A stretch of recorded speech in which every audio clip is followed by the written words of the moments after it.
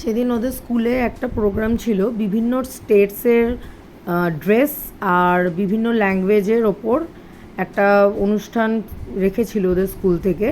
তো তাই জন্য আমাকে বলা হয়েছিল যে ওকে যেন পুরো বেঙ্গলি স্টাইলে শাড়ি পরিয়ে পাঠানো হয়।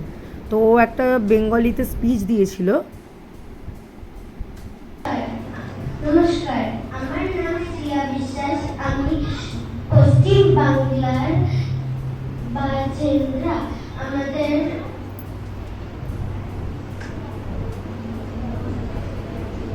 আমাদের প্রধান পোশাক হলো শাড়ি আর ছেলেদের ধুতি পাঞ্জাবি। আমাদের প্রধান খাদ্য হলো মাছ আর ভাত। রসগোল্লা আর সন্দেশ হলো আমাদের প্রধান মিষ্টি।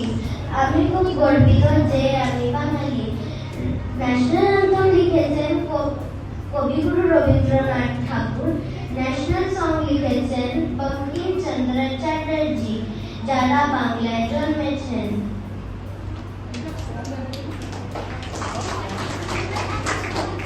সব শেষে আমি একটা রবীন্দ্রসঙ্গীত শোনাবো। যদি তোর ডাক শুনে কেউ না আসে, তবে একটা চলো রে। যদি তোর ডাক শুনে কেউ না আসে, তবে একটা চলো রে। একটা চলো, একটা চলো, একটা চলো, একটা চলো রে।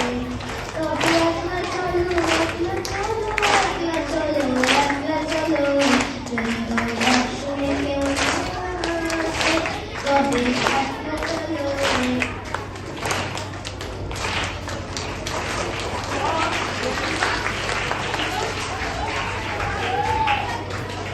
এই যে আমাদের একটা মিষ্টি রসগোল্লা, এটা বেশি ফেমাস।